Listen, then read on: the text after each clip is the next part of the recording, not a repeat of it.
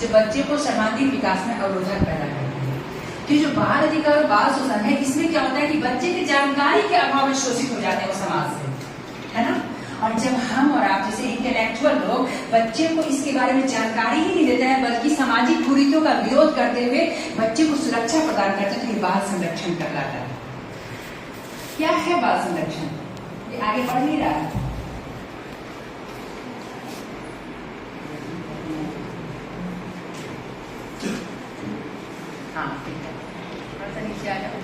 बच्चों के साथ यौन शोषण, तस्करी, बाल श्रम और अमानवीय प्रथाओं जैसे जन्मनाम को काटकर हटाना, बाल विवाह, दुर्व्यवहार, मारपीट, सामाजिक, आर्थिक और मानसिक शोषण को रोकना एवं प्रथाओं का विरोध करना ही क्या कहलाता है? बाल संरक्षण। अक्सर ना ये होता है, बाल विवाह हो गया, भ्रूण हत्या हो गया, बाल शोषण, जिसे पढ़ाई करना उसमें होटलों में प्लेट साफ कर रहे होते हैं, तो इसकी जानकारी का सर्वथा अभाव होता है। और हमारे बच्चे बहुत अच्छे मैसेंजर होते हैं जो सोसाइटी में स्लोगन फैलाते हैं कि हमारी शिक्षा निःशुल्क है, तनाव मुक्त है, भय मुक्त है, आपदा रोधी इमारत में देनी है। वो अपने पेरेंट्स को बताते हैं, अपने आसपास के मोहल्ले को बताते हैं, और बच्चा विद्यालय आने लगता है। भले ही खिचड़ी खाने के लिए आए, लेकिन विद्यालय आने लगता है। अक्षर का ज्ञान उसको हो जाता है, और जहाँ अक्षर का ज्ञान हुआ वो बच्चा शिक्षित भी हो जाता है। ऐसे आपके द्वारा करवा दिया जाता है। बच्चों के लिए निःशुल्क और अनिवार्य शिक्षा 6 से 14 वर्ष के बच्चों के लिए निःशुल्क और अनिवार्य शिक्षा है। इसकी जानकारी हमारे और आपके द्वारा बच्चे को दे दिया गया। Child is the father of the man. बच्चे अपने पेरेंट्स को, सोसाइटी को सभी चीजों के बारे में बताते हैं, और बच्चा इसका फायदा उठाना शुरू कर देता है। बाल शोषण पॉक्सो एक्ट क्या है?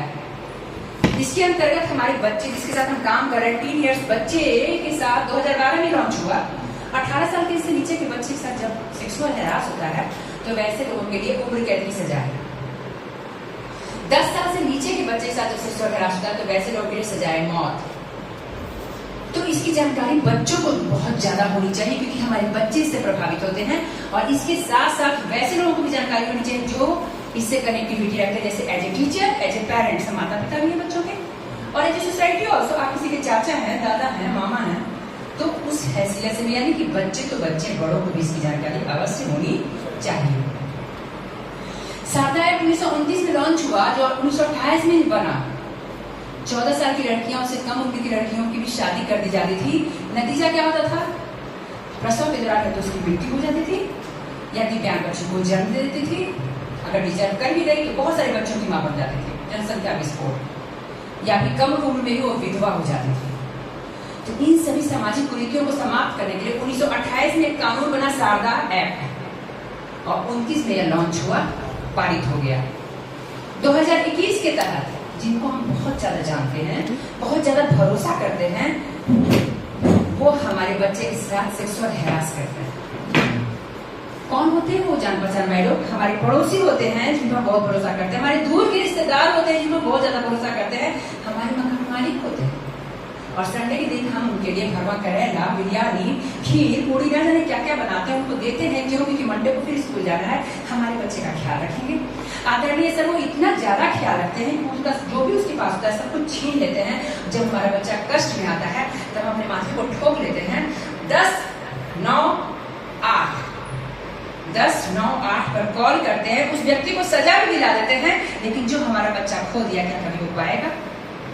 शायद नहीं, कभी नहीं। तो इसकी जानकारी भी हमें हमारे बच्चे को अवश्य देनी चाहिए। बालक बालिकाओं की शादी की उम्र के बीच का फासला कम से कम होना चाहिए। ऐसा नहीं कि 14 साल की लड़की और 28 साल का लड़का। और इसकी जानकारी हम सभी को होनी चाहिए। इसकी बात मैं कर चुकी हूँ। बच्चों के मुख्य अधिकार क्या है? जीने का अधिकार, बच्चा का जीने का अधिकार होना चाहिए। वो जो MSSP आपको कक्षा का संचालन हुआ, जिसमें अविनाश मल्होत्रा ने केस किया, और 2017 में उसका फैसला आया कि अगर बच्चे का जन्म देते हैं, मतलब एक अदृश्य पिरामिड बन गया कि अगर बच्चे के जन्म देते हैं तो पेरेंट्स के जिम्मेदार है कब तक, जब तक बच्चा विद्यालय जाने के लिए तैयार नहीं होता। वो बच्चा कुपोषण का शिकार न हो, सर्वांगीण उसका विकास और खुशनुमा माहौल में उसका लालन पालन हो, ताकि बच्चा सुरक्षित और जीवित रहे। बच्चा जब विद्यालय जाता है तो 7 घंटा वो हमारे और आपके पास रहता है। एक अदृश्य तलवार हमारे ऊपर लटक रही होती, जो काफी तेज धार है। सावधानी, अभी दुर्घटना घटी, अगर जरा सा भी हमारे संसर्ग में रहने वाले बच्चे के साथ कोई हादसा हो जाता है, ईश्वर न करे उसकी मृत्यु हो जाती है, तो वो तलवार हमारे सर पे गिर जाता है और 2 टुकड़ा कहानी खत्म। तो हमें वो 7 घंटे बच्चे को सुरक्षा करना है। और इससे बच्चे भी हमें सपोर्ट करेंगे कब? जब आप उनको हजारन करवाएंगे, जब आप उनको जोखिम की पहचान करवाएंगे तो बच्चा समझ जाएगा कि अगर उफनाई नदी में मैं खेलने जाऊंगा तो मैं डूब कर मर सकता हूँ, मैं सड़क पर लहरिया कट चलाऊंगा तो सड़क दुर्घटना का शिकार हो सकता हूँ, मैं विद्युत के तार से छेड़छाड़ करूंगा, मुंह से उसे काटूंगा पॉजिटिव निगेटिव तार को, तो मैं मृत्यु का शिकार हो जाऊंगा। तो आप जब ये हजारन करवा देते हैं तो बच्चे आपको सपोर्ट करते हैं और वो 7 घंटे आप सुरक्षित रह पाते हैं। वो अदृश्य तलवार को महसूस सिर्फ हम ही और आप कर सकते हैं, सोसाइटी नहीं करेगी। तो जीने का अधिकार बच्चे को आप दे दिया, जो टीचर है, जो सोसाइटी भी हम होते हैं उसके अंग। जब बच्चा का भरा हुआ वैन जा रहा होता है, लिखा रहता है सावधान इसमें बच्चे, हम योग्य हैं, ज्ञानी हैं, अनुशासित हैं, अपने व्हीकल को स्लो करते हैं, लेकिन वो ट्रक वाला रौंदता हुआ चला जाता है। दूसरे दिन पेपर में निकलता है कि ट्रक वाले ने वैन को रौंदता हुआ चला गया, उसमें इतने बच्चे थे जिसकी मृत्यु हो गई। आदरणीय सर, हमारे विद्यालय में ट्रक वाला का बच्चा ऑटो वाला का, रिक्शा वाला का, सब्जी वाला का, फल वाला का ही आता है पढ़ने के लिए।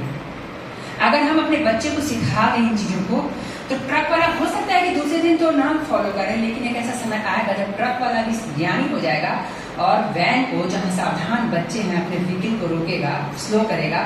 जब बच्चे का वैन चला जाएगा तो वो आगे बढ़ेगा। शुरुआत पॉजिटिवली करनी होगी, दिल से। काम तो हम लोग प्रत्येक दिन कर रहे हैं ड्यूटी समझकर, थोड़ा सा अगर दिल लगा लीजिए, हमारे बच्चे जीवन जीने की कला सीख जाएंगे। विकास का अधिकार, सर्वांगीण विकास का अधिकार, क्योंकि खुशनुमा माहौल है, गुड मोटिवेटर है, अच्छे मित्र हैं, अच्छे पेरेंट्स की तरह उससे ट्रीट कर रहे हैं, तो बच्चा का सर्वांगीण विकास होगा, मानसिक या बौद्धिक या फिर शारीरिक।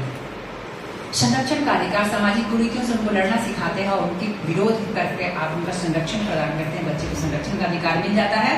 सहभागिता का अधिकार, न सिर्फ सुख में बल्कि अपने दुखों में भी, जब कोई प्रॉब्लम आपके विद्यालय स्तर पर आता है या फिर घर में, अपने बच्चे चाहे विद्यालय के हो या घर को जरूर बताइए अपने प्रॉब्लम को। यकीन मानिए आदरणीय सर, वो आपकी प्रॉब्लम को शॉर्ट आउट तो नहीं करेगा, बिल्कुल नहीं करेगा। आपको फील भी होगा कि आधा घंटा, 1 घंटा, 1.5 घंटा समय मेरा बर्बाद हुआ, लेकिन जब वो आपकी उम्र में आएगा, जिम्मेदार नागरिक बनेगा, तो कहेगा गुरुजी, पिताजी, वो समस्या याद है जो आपके जीवन में आया था, आज मेरे जीवन में भी आया है। आप उफ करते हैं और आपके उफ करने के पहले वो शॉर्ट आउट प्रॉब्लम समाप्त। यस, वो 21वीं सदी का जिम्मेदार नागरिक है, एडवांस टेक्नोलॉजी को अपनाता है और आपके जीवन से अनुभव बचपन में ही ले चुका है और आज आपके उफ करने के बाद वो प्रॉब्लम को शॉर्ट आउट कर दिया।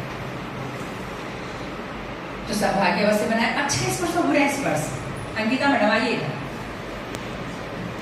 क्या करते हैं हम? अच्छा स्पर्श और बुरा स्पर्श। हम पुरुष टीचर हैं, हम पिता हैं, हम बच्चे को इस सब कैसे बता सकते हैं? नहीं बता सकते, शर्म आती है। जी नहीं, आप इनोवेटिव टीचर हैं, आप पपेट शो, फिल्म, वीडियो, कहानी, स्टोरी, पेंटिंग, किसी भी तरह से बच्चे को इसके बारे में बता दीजिए, क्योंकि हम और आप एक दायरा खींच देते हैं सोसाइटी में कि हम ये बात नहीं बताएंगे, माँ बताएगी या शिक्षिका बताएगी, और इसी व्यस्त लाइफ में हम भूल जाते हैं बताना, और इसी मौके की तलाश में वो असामाजिक तत्व के लोग रहते हैं और चौका मार जाते हैं। हमें बताना है कि हमारे शरीर में वो 4 पार्ट होते हैं जिसको किसी को छूने का अधिकार नहीं। अगर कोई छूता है तो वो बैड टच है, लेकिन अगर कोई माँ बच्चे को स्नान कराई है, उन जगहों को टच करी है, तो ये गुड टच है। अगर कोई पिता उसकी देखभाल करने वाला उसकी शाबाशी दे रहा है और सुरक्षित स्पर्श कर रहा है, तो ये गुड टच है। यदि कोई डॉक्टर बच्चे की तबीयत खराब होने पर पेरेंट्स के सामने उसको टच कर रहा है, स्पर्श कर रहा है, चेक कर रहा है, तो ये गुड टच है। लेकिन अगर कोई व्यक्ति उसके लिप्स को छू रहा है तो ये बैड टच है। यदि वो व्यक्ति उसके चेस्ट को छू रहा है तो ये बैड टच है। यदि वो व्यक्ति दोनों जान के बीच में उसके प्राइवेट पार्ट को छू रहा है तो ये बैड टच है। ऐसा पीछे मुड़िएगा मैडम। यदि वो व्यक्ति उसके बैक के नीचे, कमर के नीचे बैक को छू रहा है तो ये इसका बैड टच है। तो ऐसी स्थिति में बच्चे को सिखाना है जोर से बोलने के लिए कि नो, और हो सके तो उसको धक्का दीजिए और दौड़कर वहां जाएंगे जो आपको सेव करे। तो मैं आपको बैड टच किया, आप जोर से चिल्लाएंगे नो, मुझे धीरे से धक्का दिया तो मैं गिर जाऊंगी। उसके बाद आप दौड़कर वहां जाएंगे जो आपको बचाए। नो, मैडम ने बहुत अच्छा रोल प्ले किया ना, जोरदार तालियां। मोबाइल बज रहा है,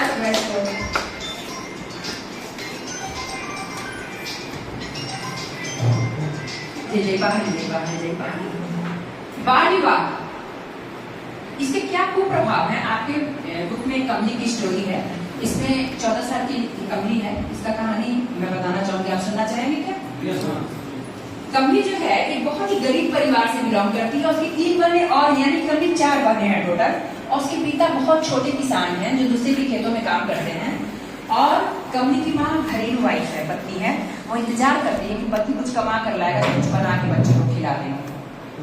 कमली का बोर्ड का एग्जाम है और कमली के पिता उसको मोटिवेट करते हैं, कहते हैं कि सुन लो कमली, अच्छे से अगर पढ़ लोगी तो मैं तुम्हें नए जूते, नए मोजे, नई किताब, नए पोशाक दिला दूंगा, शहर वाले बड़े विद्यालय में दाखिला करवा दूंगा। कमली काफी मन से पढ़ रही है क्योंकि होशियार तो वो है ही, और नए पोशाक पहनने का मन, खूब पढ़ने का ही मन है उसको। तो बड़ी मनयोग से पढ़ती है, एग्जाम भी देती है, रिजल्ट भी आता है, फर्स्ट डिवीजन नहीं बल्कि डिस्टिंक्शन नंबर भी आता है, रिजल्ट निकल जाता है, दौड़ते हुए आती है, कहती पिताजी मैं फर्स्ट डिवीजन तो पास की हूँ, डिस्टिंक्शन नंबर भी आया मुझे। कमली की माँ का खुशी का ठिकाने नहीं रहता है, खुशी के आंसू उसके आंखों से छलक जाते हैं और कहते हैं सुन लो जी, मेरी बिटिया जिसकी माँ को अच्छा का ज्ञान ही बिटिया फर्स्ट की है, जो वादे की दिला दो, शहर वाले विद्यालय में दाखिला करा दो। कमली के पिताजी कमली को सामने बुलाते हैं, कहते शाबाश बेटे आपने बहुत अच्छे से पढ़ाई किया, लेकिन अब पढ़ाई बस अब मैं तुम्हें पढ़ा नहीं सकता, मैं बहुत गरीब हूँ और भोजन की व्यवस्था भी करनी है। मैंने दिल्ली शहर में बहुत सुंदर घराना देखा है, लड़का काफी होशियार है, आने वाले समय में बहुत अच्छा कुछ करेगा। परिवार भी हरा भरा है, सास है, ससुर है, देवर है, ननद है, और सास की सास भी अभी जिंदा है। कमली के लिए एक ही सास तो भारी थी, 2 सास का ख्याल रखना इतनी कम उम्र में। कमली को आश्चर्य होता है, काटो तो खोने की बात हो रही है, शादी क्या है।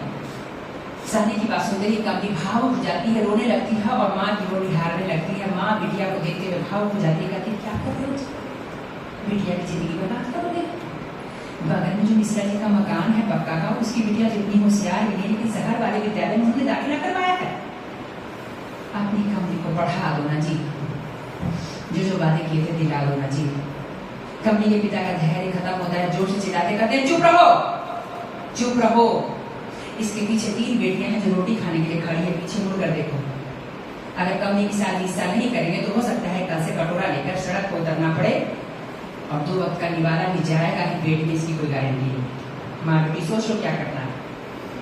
कमली की माँ पीछे मुड़कर देखती तीनों बेटियों को और मुंह पर लगता है कि कोई सिल दिया उनका, ओट बहुत चुप हो जाती है। कुछ दिन के बाद कमली की सहेलियां शहर वाले बड़े विद्यालय में दाखिला करवाती है। कमली का दाखिला होता है दिल्ली वाले ससुराल में। शादी हो जाती है और 9 महीने के बाद उसको सोना धन मिलता है। क्या होता है सोना? ये बच्चे, लड़का, सब बोले लड़का।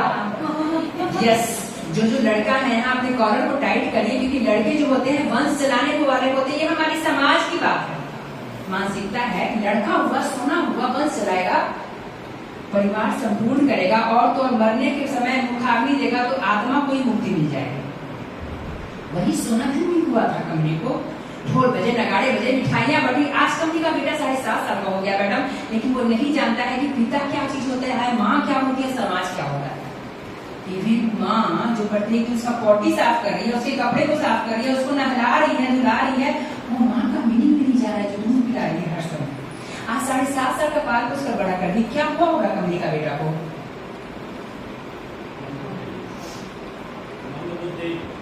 क्या? यस, कौन बोले? हैंड रेज कीजिए, जोरदार तालियां। चलिए, पूरे शहर में एक आवाज में आ जाती तो लगता है कि सफल है मेरा प्रशिक्षण। तो एक बार जोरदार तालियां सबके लिए फिर से। तो कमली का बेटा को एचडी बीमारी होती है, जिसे ऑटिज्म स्पेक्ट्रम डिसऑर्डर कहा जाता है। ये जन्म के साथ ही शुरू होती है, मृत्यु के साथ ही खत्म होती है। और आपको जानकर आश्चर्य होगा कि भारतवर्ष का करोड़ों रुपया से बर्बाद हो रहा है। मैं खर्च नहीं कहूंगी, क्योंकि खर्च जो होता है उसको हम एयरटेल करते हैं, बर्बाद उसको करते हैं, इसका कोई नतीजा नहीं निकलता। आज 79वीं हम लोग मनाए हैं स्वतंत्रता दिवस। उसके बाद भारत काशी विकसित नहीं हुआ अभी तक आजादी से। ये छोटी मोटी बातें ही अरोड़ा है, वो अवरोधक है जो हमारे बिहार को विकसित नहीं कर रहा है। आदरणीय सर, जब तक हमारा बिहार विकसित नहीं होगा, भारत विकसित नहीं होगा।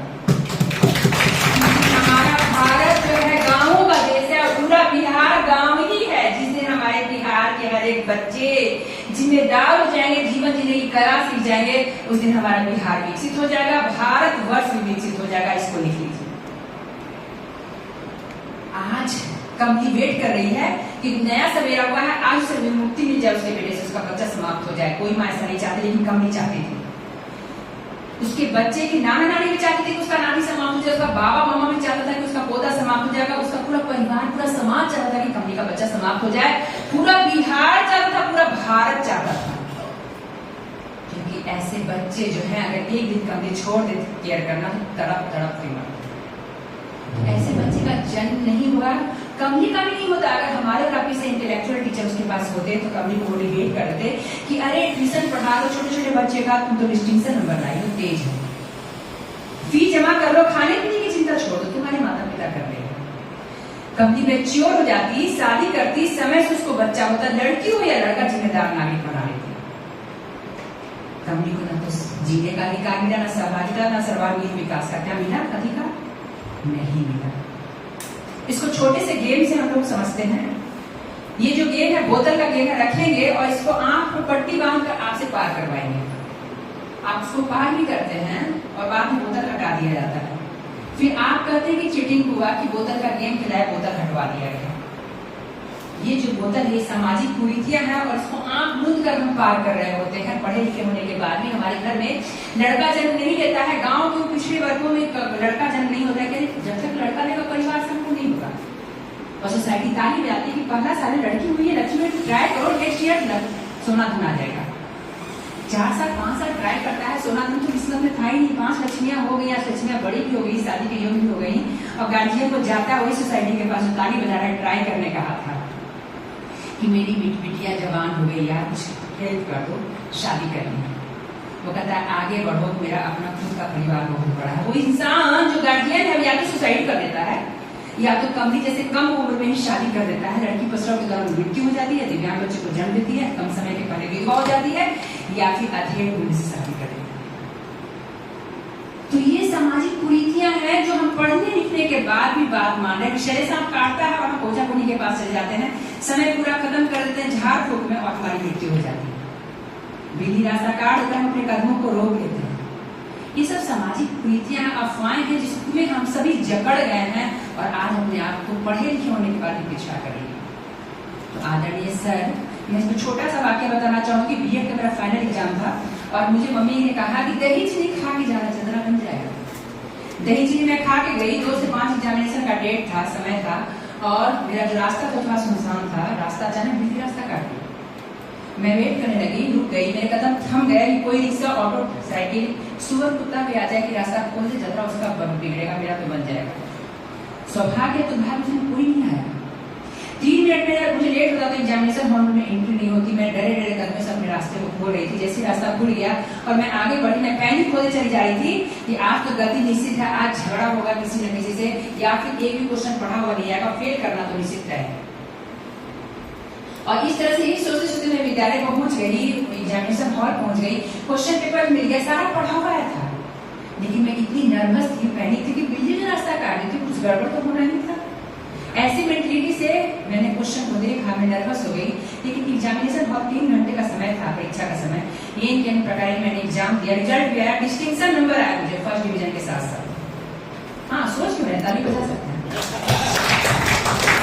डिस्टिंक्शन नंबर आया। उस दिन से लेकर के आज तक जब भी मैं स्पेशल काम से जाती हूँ, बिल्ली रास्ता काटती है, तो मुझे डर इस बात का नहीं होता कि बिल्ली रास्ता काट के कौन रास्ता खोलेगा। मुझे डर इस बात का होता है कि उस रास्ता को मुझे तेजी से खोलना है, कहीं पीछे से कोई मोटरसाइकिल वाला आगे ना खोल दे। और मैं अपने कदमों को तेज करती हूँ, खुश होती हूँ, और जो काम मेरा कभी नहीं होता उस दिन वो काम मेरा हो जाता है। तो चलिए, इसके साथ ही हम अपने सेशन को यहाँ समाप्त करते हैं, क्योंकि एसडीआरएफ की महत्वपूर्ण समय को मैं ले रही हूँ। लेकिन आदरणीय कमलेश सर से मैं गुजारिश करूँगी, कल इसका फिल्म जो है कोमल की कहानी, जिस पर हम बहुत ज्यादा भरोसा करते हैं, दूर के रिश्तेदार, पड़ोसी और मकान मालिक, वो कैसे हमारे बच्चों के साथ सेक्सुअल हैरासमेंट करते हैं, इसको हम फिल्म की तरह कल देखेंगे मॉर्निंग में। अभी एसडीआरएफ की टीम, जिनको हम लोग समझते हैं आपदा मोचन बल, रिस्पॉन्स फोर्स के